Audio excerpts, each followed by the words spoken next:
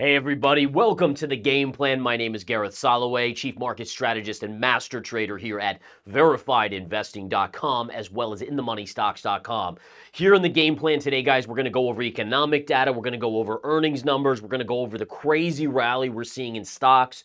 We're also going to take a look at crypto. We're seeing Bitcoin push outside of that hourly channel that I was talking about yesterday. We're going to look at that. We're going to look at some altcoins. We're also going to touch base on gold and what is going on there. I have an interesting gold setup for you guys if you are interested. All right, so let's jump over here. What do we have going on? The economic data for today came out, and it was essentially jobless claims. So it's not a huge economic number, but it does tell us a little bit about what we have going on in the labor market. Jobless claims dipped to 217,000. Again, the key here is this. Jobs continue to be strong. It's a strong jobs number. Now, based on this number, I would say, okay, if it's a strong jobs number, are interest rates inching up just a little bit? And to find out, let's flip over to our charts and take a look at the 10-year. And what we can see here on the 10-year yield, and remember, the stronger the economy, the higher interest rates will remain. The weaker the economy, the more likely interest rates will fall, anticipating Fed rate cuts. Here we can clearly see, guys, if we flip over to our data points, we can see that again, yesterday we came down, we pierced this line. Today we're back up and recapturing the key level that I noted to you guys just above 4.55%. All right, so right now, rates are inching up. Now, normally, this would be a sell signal for the stock market. But the stock market is in a bull raid right now. It is in a short squeeze. It is in whatever you want to call it right now. And the stock market is actually higher on the morning session. And again, you can look at stocks, and we'll flip over to some of these stocks in just 1 minute. But quickly, in fact, let's get right into it. Let's take a look at some of these stocks. So what I want to do is bring up Microsoft. Look at Microsoft's bull run here. We have a move up on Microsoft, which is basically taking it back to all-time highs. What we can see here, guys, is again, you have a double top coming into play. Double top on Microsoft right there. That's at an approximate price of 366. So 366 here is going to be a double top. All right, double top. All right, and again, that should be resistance. In addition, I want to draw your attention to this. The stock itself has made a run from basically $325 all the way to $300 and almost $65. That is a massive move in market cap. And again, we're not talking about a $100 billion company here. We're not talking even about a $500 billion company. This is a $2 trillion market cap company. To gain this percentage, this is basically, we're talking about over 10% in a matter of a week and a half. That is unbelievable. You have to go back many, many years to find this type of price action in these bigger names. So let's take a look at some of these other big names out there. Let's take a look at Amazon.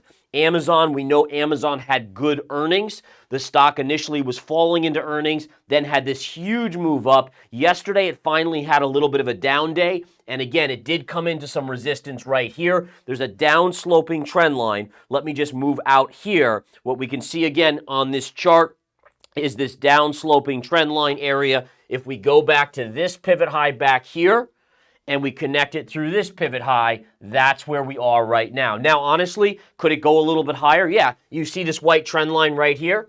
It could end up getting to that level. It's not very much higher, but you are into a lot of resistance on the charts. Now, let's keep going. What about Apple? Let's see what Apple has in store for us here. Now, Apple's had a remarkable move on the chart. It broke out of a down-sloping channel with multiple weeks of up moves here. Another remarkable move in an otherwise, kind of crazy up move market, right? We've seen a market that all of a sudden is saying, wow, the Fed is done. They're not cutting yet, but the market is preemptively rallying on hopes that the Fed will loosen monetary policy. And again, we've had this huge move up on Apple. We're talking about a level here, which was around 165, and it's now trading at 183. And again, folks, that is a basically 10% move on a $3 trillion company. $300 billion created, poof, out of thin air. Now, what's fascinating about this is that you talk about a Federal Reserve that is trying to reduce money in the system. Well, what we're basically looking at here is essential quantitative easing. It's essentially money printing. And I know that may be a foreign thought to you guys because you're saying, well, the stock market's going up. The Fed's not really printing money.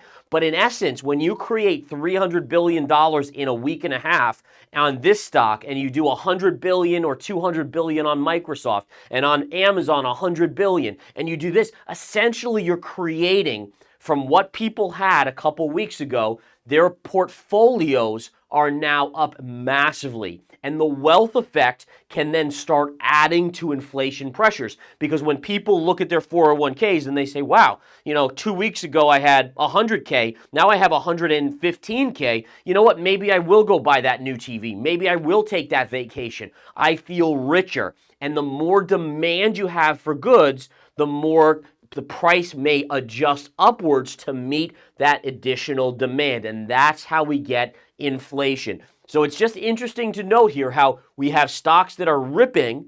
Again, I'm talking mainly about the mega cap tech here. But with the mega cap tech ripping, they're putting a lot more money into the economic system here in the US than there was before. Now, one thing you have to note here, and we can take a look at Google. Google's one of the few that really fell sharply on earnings, if you recall. But even Google has had this pretty dramatic move to the upside. It is getting close to gap fill, though. So again, that would be a level that I would start to look at as a shortable opportunity if it gets back to this level here or even this level here. So you have two levels right around, this looks around 135, give or take, and this is about 138. Those would be two resistance levels on Google. But look at Google, another trillion-dollar company going from a low here of 118 to now 132. That's a huge move. Another 10+% move on a trillion-dollar name. That's another $100+ billion created essentially out of thin air with a stock market rally back up. So again, my point of bringing this to your attention is, number one, it's amazing. Absolutely amazing rallies here in risk assets. We've even seen it in altcoins. Altcoins, I mean, you have Solana up 120% just in the last, 3 weeks or so. You have a lot of these altcoins ripping. There's money being created in the system. Now, the question is, how does the system handle it? Does the system start to see additional upticks in inflation, which then you know what could happen? You might see rates starting to go higher again, right? The 10-year yield, okay? The 10-year yield may start to move up if the rally continues. And I will say this, is that Jerome Powell, remember yesterday I talked about his speech at 9:15 a.m.? He literally said, I'm not going to comment on the stock market, and he didn't. So that's why we didn't see a lot of price action yesterday off of that speech. But if this continues, if we continue to see rallies like this in the market, you have to start wondering, at some point, does Jerome Powell try to talk the market back down by allowing some of his Fed speakers to come out and make hawkish comments? Lastly, I just want to show you guys this chart here. This is the Nvidia chart. Again, straight up, look at this, from 390 to 465. You know where this is trading pre-market, guys? Let's flip over to this chart. It's currently at 474. 474. So you're talking about going back to this daily chart from 390 to 474. That's over 20. That's almost a 25% move on the stock, which again is another trillion-dollar name. That's $200 to $250 billion.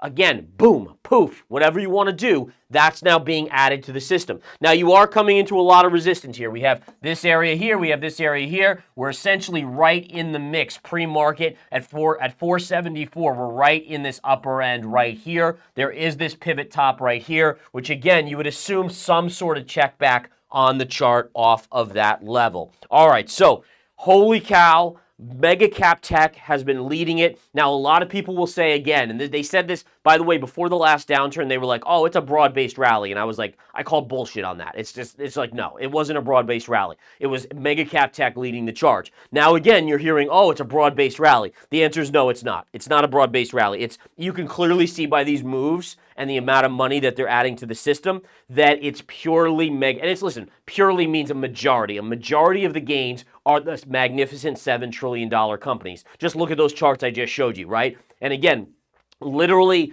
when these stocks are gaining $200, $300 billion, you're essentially talking about like they're literally creating the whole entire market cap of a Disney plus something else. Like, I mean, it's just incredible wealth creation there. But the reason why I say it is not a big bull market that's wide ranging is because of this chart of the Russell. All right, this chart of the Russell, guys, simply put, look at the channel. Look at the breakdown on the Russell and look at the retrace. And yesterday, the Russell was down 1.1%. And just from this high here, we have fallen pretty dramatically to the downside. So again, the Russell, which is 2,000 stocks, is still suffering. It's still in the breakdown territory. What we can see here, guys, pivot low, pivot low, pivot low, and here, and we broke down, pivot high here, here, and here. So this was our wedge pattern. We broke down, we retraced to the scene of the crime. Now we're coming back in. As long as we stay below this level, this is a very negative overall market chart, while the NASDAQ is ruled, the NASDAQ 100 is ruled by 7 stocks, and even the S&P. Remember, the S&P, 25 to 30% of the S&P is those 7 stocks. So basically a third of the S&P is just 7 stocks. That's a huge weighting, especially yesterday and the day before, when you see these mega caps just gaining. Okay, so let's talk some bigger things here. What I want to do before we get to this, I'm going to jump back to center screen here. 15-second quick little note from our amazing sponsor, iTrust. Take it away. Do you have an existing IRA or retirement account? iTrust allows you to buy and sell crypto, gold, and silver all right within your IRA. And the best part is, they make it simple. All you have to do is transfer your preferable amount of USD through iTrust and then invest that into crypto or precious metals on the platform. To get access, use the link below to find out more about investing through iTrust Capital. All right, guys, we're back. Jump over here with me into this chart. So this is the NASDAQ chart, and I want to show you this because I talked about this the last couple days, how these charts are coming up to their upper parallels. Now, again, when I see a chart like the NASDAQ or like the chart of Apple or the chart of Microsoft, to me, I start to say, wow, that looks to me to be an extended move. The metrics, the measurements of extended moves are flashing red. I start to think about, well, where are we going to pull back? And I started to tell you guys this. I'm slowly inching into some shorts here, even some shorts on things like Microsoft, Nvidia, etc.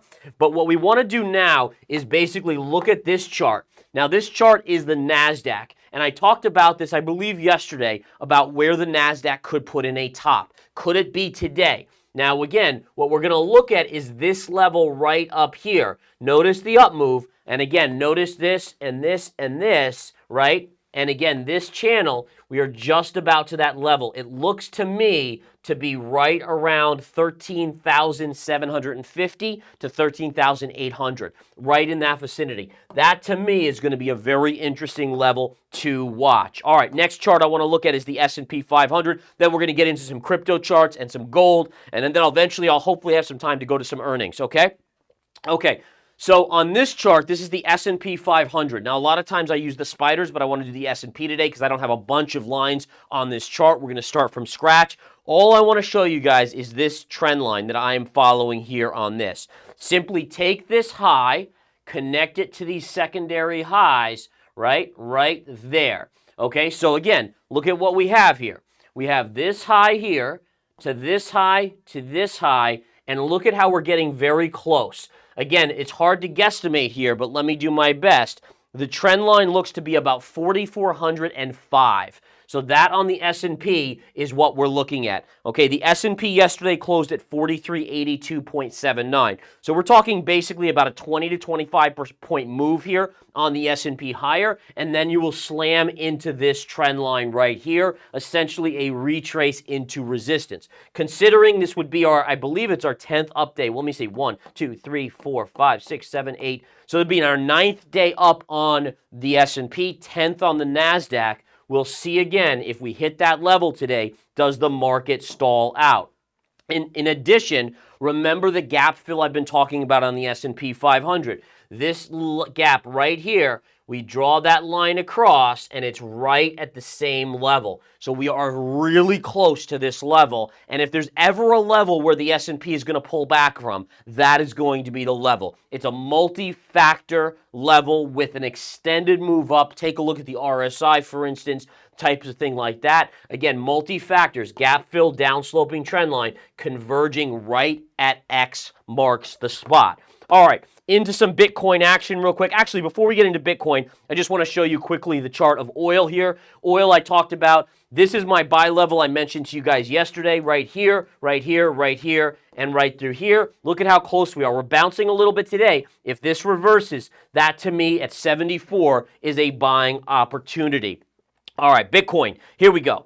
Bitcoin is having a beautiful move. This is your hourly chart. Now remember, the hourly chart, we were stuck in this range. And I talked about how when we got to the low end, there seemed to be a buyer that was kept on jacking it up, right? Jacking it up here, here, and then finally we broke out. So we have broken out of this upsloping channel. All right, upsloping channels, it's rare to see breakouts above, but it looks to be a momentum move here on anticipation that the spot ETF could be approved. Now, why could this be happening? I'm going to tell you right now. There's a window that has opened as of today.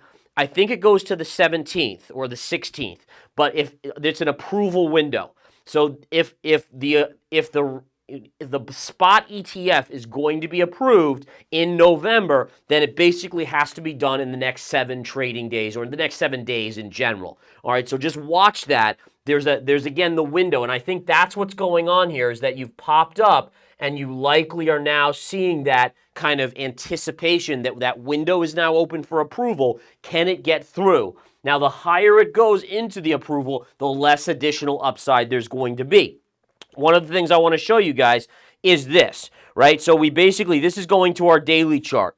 And again, one of the things I've looked at here is where could Bitcoin go on the approval? And I've talked to you guys about this before. To me, there's a level around 48,000 that I think would be your max upside. And the reason I have that level, it's very simple. Connect the dots, right? So again, we have this pivot high here from 2019. It goes right through these lows, and it's right around 48,000 right there. You might touch 50,000 at that point, but to me, that looks like if we get the approval, that's likely your upside target on Bitcoin. Again, for me, I'm going to be looking here, and as I mentioned, so I have a tiny short position, ever so slight. But basically, if you have 10 fingers, one finger's on the short side at 35,175.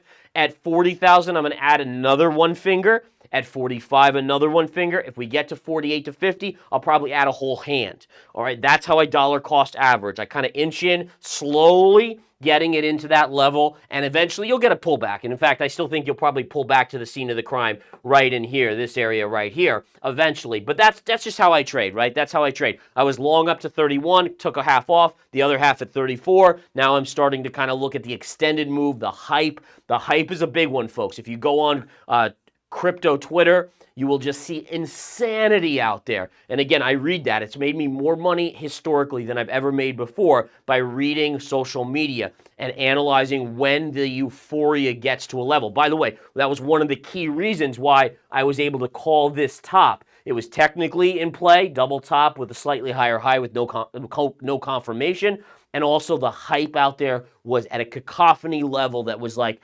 crazy decibel level. All right, so that's what we have on here, guys. Quickly just going over Ethereum. Ethereum, I've been saying for a while, you probably get to a retrace to the scene of the crime. It looks like we're slowly getting there. Retrace to the scene of the crime here, simply put. If we look at this, right, pivot low, pivot low, pivot low, breakdown, retrace to the scene of the crime. Again, this doesn't take a genius to see right there. $2,000 is your target on Ethereum. Okay, a couple other charts here I want to go over here real quickly. Gold not doing a whole lot. We did see some pullback yesterday. We're basically flat today. Remember, you're kind of, there's multiple scenarios here. Either way, it's bullish as long as you hold down here. The question is, do you go here, do you go here, or do you go like this? So far, it looks like it might be headed more like this one before you have the bigger move to the upside. As long as you hold this 1885 downsloping trend line, to me, this chart is doing exactly what a chart does. It's retracing after a mega move, kind of flushing out the weak hands, getting ready and kind of watching for that accumulation to occur. All right. Jumping back over here, guys, follow me over here.